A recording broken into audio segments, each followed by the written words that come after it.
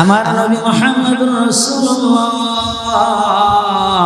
সাল্লাল্লাহু আলাইহি ওয়াসাল্লাম 53 বছর বয়সে তিনি মেরাজ শরীফ গমন করেছেন। এ বন্ধু, নবুয়াতির পর 13 বছর তিনি মক্কায় ইসলাম ধর্ম প্রচার করেছেন। এই ইসলাম ধর্ম প্রচার করতে যাইয়া আমার নবী বিভিন্নভাবে অত্যাচারিত হয়েছেন। কথা বলেন ঠিক না ঠিক? পরিশেষে আল্লাহর হুকুমে, আল্লাহ তাআলার নির্দেশে আমার নবী, আপনার নবী মুহাম্মদুর রাসূলুল্লাহ সাল্লাল্লাহু আলাইহি ওয়াসাল্লাম মক্কা ছেড়ে মদিনায় হিজরত করেছেন। আরামের সাথে ইসলাম আসে নাই বন্ধু, বড় কষ্টের ভিতর থেকে ইসলাম এসেছে। আমার আপনার নবী, দয়ার নবী, রহমতের নবী মুহাম্মদুর রাসূলুল্লাহ সাল্লাল্লাহু আলাইহি ওয়াসাল্লাম মক্কা ছেড়ে মদিনায় চলে যাবে, এই সংবাদ কাফের মুশরিক টের পেয়ে আমার নবীকে মক্কা থেকে নয়, এই দুনিয়া থেকে তাড়িয়ে দেওয়ার জন্য তারা নবীর ঘর ঘেরাও করে ফেলেছে। নাঙ্গা তলোয়ার হাতে নিয়ে আওয়াজ দিয়ে বলেন নাউযুবিল্লাহ। এ বন্ধু, এরপর হযরত জিবরাইল আলাইহিস সালাতু ওয়াস সালাম আল্লাহর নবীকে বললেন, নবী গো, আপনি আর ঘুম আসবেন না নবী, আপনার বাড়ি কাফের মুশরিক ঘেরাও করে ফেলেছে, আপনি চলে যান, মদিনায় হিজরত করেন। এ বন্ধু বাবাজি, মুহাম্মদুর রাসূলুল্লাহ সাল্লাল্লাহু আলাইহি ওয়াসাল্লাম ঘুম থেকে জাগিয়া হযরত আলী রাদিয়াল্লাহু তাআলা আনহুকে ডাক দিয়া বলতেছেন, আলী, তুমি আমার ঘরে ঘুমিয়ে যাও চাদর মুড়ি দিয়া, আমি চললাম মদিনার দিকে। আমার বন্ধুগণ, হযরত আলী রাদিয়াল্লাহু তাআলা আনহু ডাক দিয়া বললেন, নবী গো, আমি আপনার চাদর মুড়ি দিয়া আপনার বিছানায় ঘুমিয়ে থাকবো। সকালবেলা কাফের মুশরিক আসিয়া যখন দেখবে আমি আলী আপনার বিছানায় শুয়ে আছি, তারা আপনি মুহাম্মদ মনে করিয়া নাঙ্গা তলোয়ার দিয়া টুকরো টুকরো করিয়া এই দুনিয়া থেকে বিদায় করে দিবে নবী। এ নবীজি, আমার জীবনের জন্য কোনো আফসোস নাই নবী, আমার জীবনের সবচেয়ে পরিতৃপ্তি এটাই হবে, আমি আলীর জীবনের বিনিময়ে মুহাম্মদুর রাসূলুল্লাহ সাল্লাল্লাহু আলাইহি ওয়াসাল্লাম দুনিয়ার উপর জীবিত থাকবে। আওয়াজ দিয়ে বলেন সুবহানাল্লাহ। এ বন্ধু বাবাজি, এরপর মুহাম্মদুর রাসূলুল্লাহ সাল্লাল্লাহু আলাইহি ওয়াসাল্লাম ঘর থেকে বেরিয়ে গেলেন। আহারে মাতৃভূমির মায়া, কাবা শরীফের দিকে তাকিয়ে আছে। আমার বন্ধুগণ, মুহাম্মদুর রাসূলুল্লাহ সাল্লাল্লাহু আলাইহি ওয়াসাল্লাম এত বড় চরিত্রবান মানুষ, জীবনে একটা মিথ্যা কথা বলে নাই, বলছেন। সেই নবী মাতৃভূমি থেকে চলে যাচ্ছে হাজারো ব্যথা বেদনার পরে, ফিরে আসুনি তুমি আপন ঘরে, দিনের আলো তুমি সরিয়ে দিতে, চলে গেলে মদিনায় মক্কা ছেড়ে, হে রাসূল তোমাকে ভুলি আমি কেমন করে। হে রাসূল তোমাকে ভুলি আমি কেমন করে। খেয়ে না খেয়ে দিন প্রচারের কাজে নিজেকে দিয়েছ বিলিয়ে। তায়েফের কাফেরেরা চিনল না এ আলো, দুষ্ট ছেলেদের পিছু দিল লেলিয়ে। পাথরের আঘাতে ক্ষত বিক্ষত হয়ে সারা শরীর থেকে রক্ত ঝরে। হে রাসূল তোমাকে ভুলি আমি কেমন করে। হেরা গুহায় তোমারি ধ্যান, আসমান থেকে নামে আল কোরআন। হেরার গুহায় তোমারি ধ্যান, আসমান থেকে নামে আল কোরআন। ভাঙলো সবার ভুল তোমারি পরে, ভাঙলো সবার ভুল তোমারি পরে। আসলো কোরআনের ছায়া তলে, খালিদ ওমর আলী আবু বকর ইসলামী ঝান্ডা নিল যে তুলে। আল আমিন তুমি ছিলে যে সদা সকল মানুষের তরে। হে রাসূল তোমাকে ভুলি আমি কেমন করে। কথা বলেন ঠিক না ভাই? এ বন্ধু বাবাজি কোনো দিকে নজর নাই, আমার আপনার নবী মুহাম্মদুর রাসূলুল্লাহ সাল্লাল্লাহু আলাইহি ওয়াসাল্লাম ঘর থেকে বেরিয়ে গেলেন। আহারে জন্মভূমির মায়া,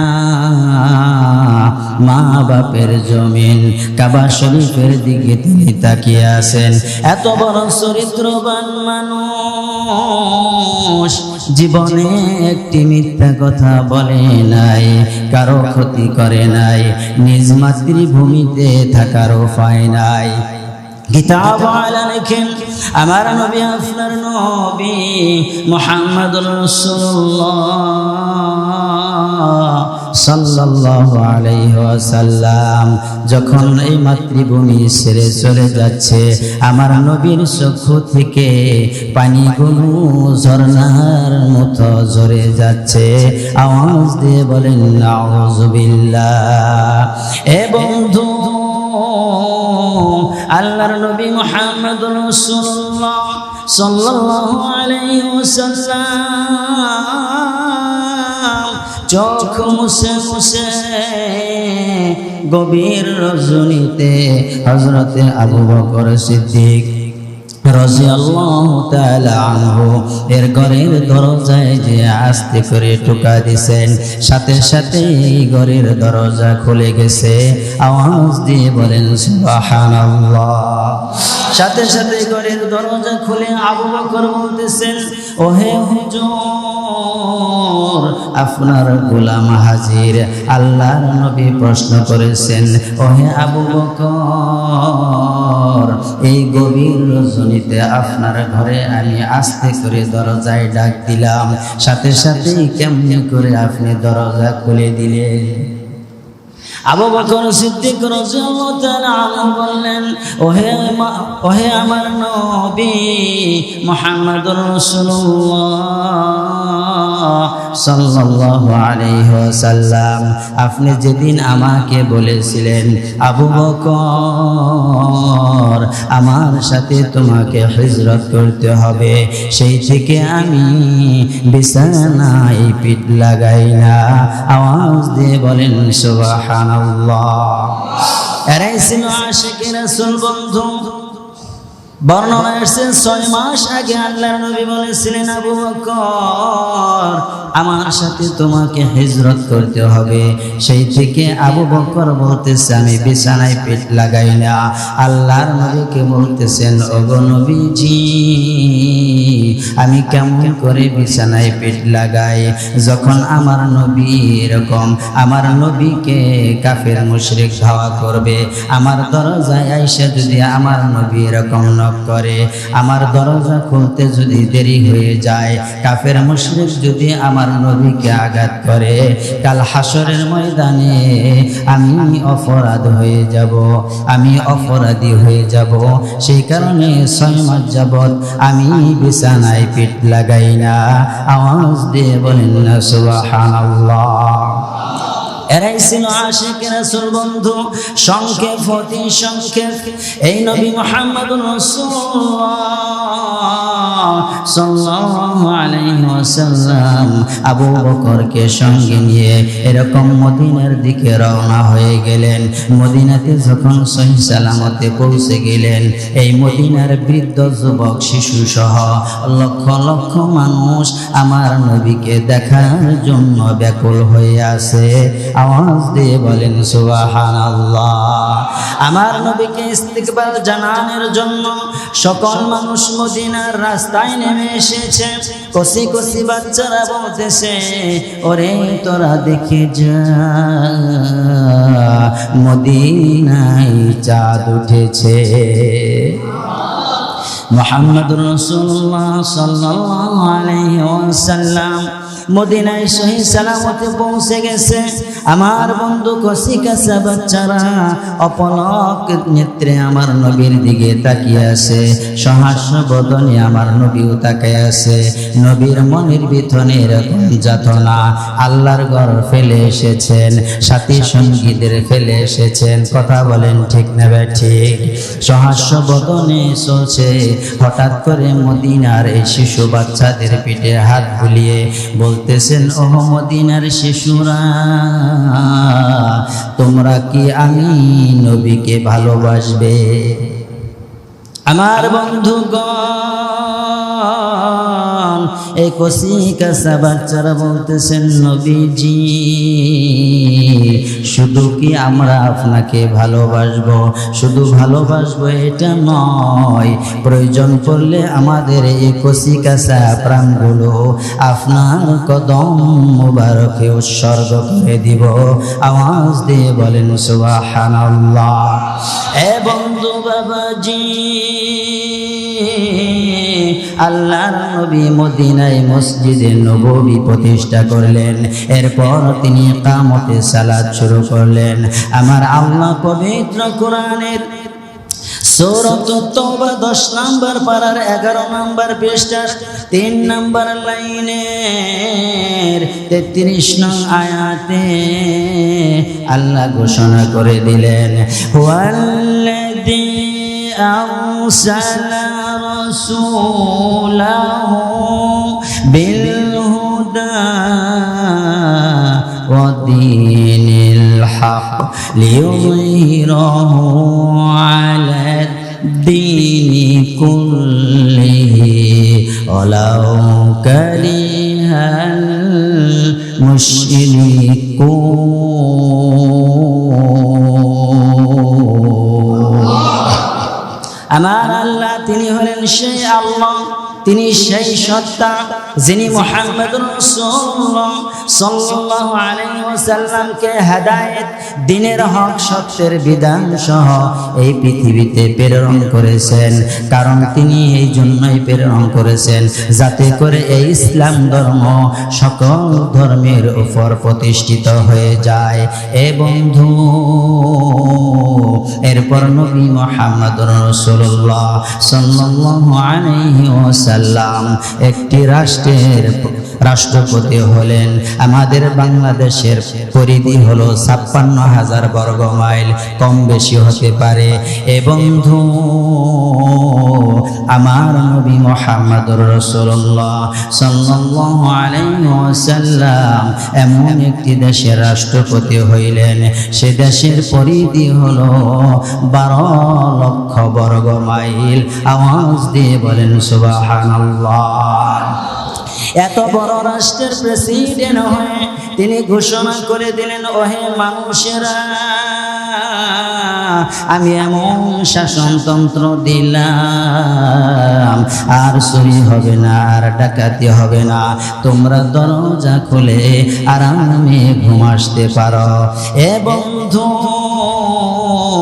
আমার আল্লাহ এই পবিত্র কোরআনের সূরাতুল বাকারা নাম্বার পারার ৫ নাম্বার পৃষ্ঠার ১ নাম্বার লাইনের ৩৮ নং আয়াতের শেষের অংশে ঘোষণা করেছেন, ফামান তাবিআ হুদায়া ফালা খাউফুন আলাইহিম ওয়ালা হুম ইয়াহজানুন।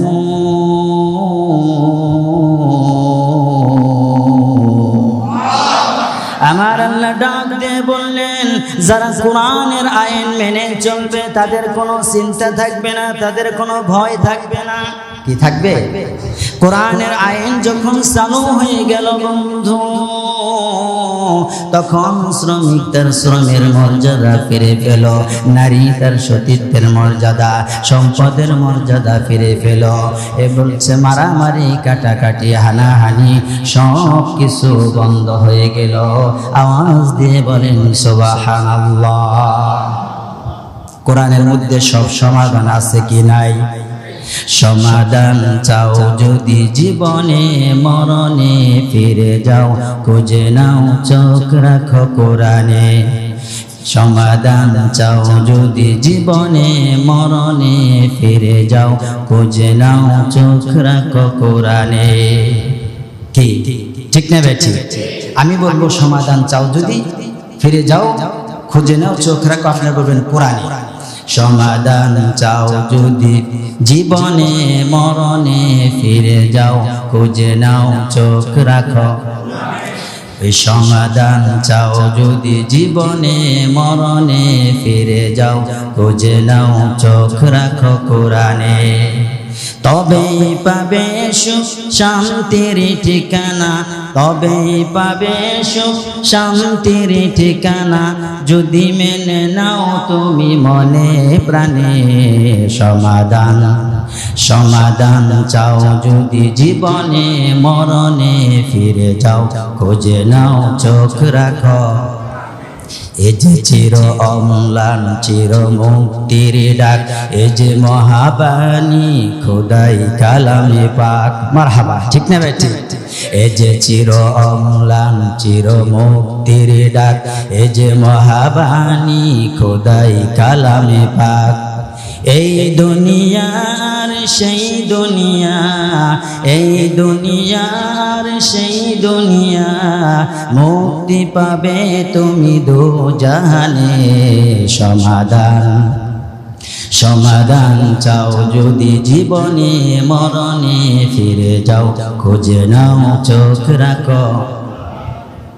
এ বাণী সকলের নয় শুধু মুমিনের, যারাই চলবে মেনে ফল পাবে কোরআনের। ঠিক না? এ বাণী সকলের নয় শুধু মুমিনের, যারাই চলবে মেনে ফল পাবে কোরআনের। ঘরে বলো কিবা রাষ্ট্রে বলো, ঘরে বলো কিবা রাষ্ট্রে বলো, অশান্তি দূর করে শান্তি আনে। সমাধান সমাধান চাও যদি জীবনে মরণে, ফিরে যাও খুঁজে নাও চোখ রাখো কোরআনে। সমাধান সমাধান চাও যদি জীবনে মরণে, ফিরে যাও খুঁজে নাও চোখ রাখো। এ বন্ধু,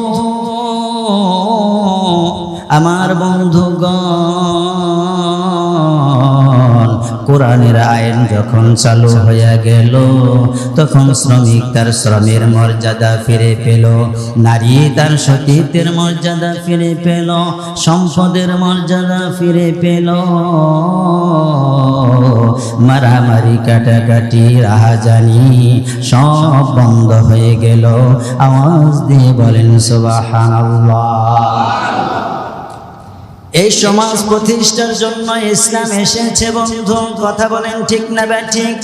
সেই ইসলাম আমাদের মধ্যে নাই, আছে শুধু কিছু নামাজ, রোজা, হজ, যাকাত, এগুলোকে আমরা গ্রহণ করেছি। আমরা পুরোপুরি ভাবে ইসলামের মধ্যে প্রবেশ করতে পারি নাই। অথচ আমার আল্লাহ এই পবিত্র কোরআনের সূরাতুল বাকারা 2 নম্বর পারা 7 নম্বর পৃষ্ঠা 11 নম্বর পৃষ্ঠার 7 নম্বর লাইনের 208 নম্বর আয়াতে ঘোষণা করে দিলেন, ইয়া আইয়ুহাল্লাযীনা আমানু দুখুলু ফিস-সিলমি কাফা ওয়া লা تتبعوا خطوات الشيطان إنه لكم عدو مبين। আল্লাহ ডাক দিয়ে বলেন, ওহে ঈমানদারগণ, ইয়া আইয়ুহাল্লাযীনা আমানু দুখুলু, তোমরা ইসলামের মধ্যে পুরোপুরিভাবে প্রবেশ করো। আমানু দুখুলু ফিস-সিলমি কাফা ওয়া লা তাত্তাবিউ খুতুওয়াতিশ শাইতান, তোমরা শয়তানের পদাঙ্ক অনুসরণ করো না। ইন্নাহু লাকুম আদুউম মুবিন, শয়তান হলো তোমাদের জন্য প্রকাশ্যে শত্রু। আওয়াজ দিয়ে বলেন ঠিক না ঠিক?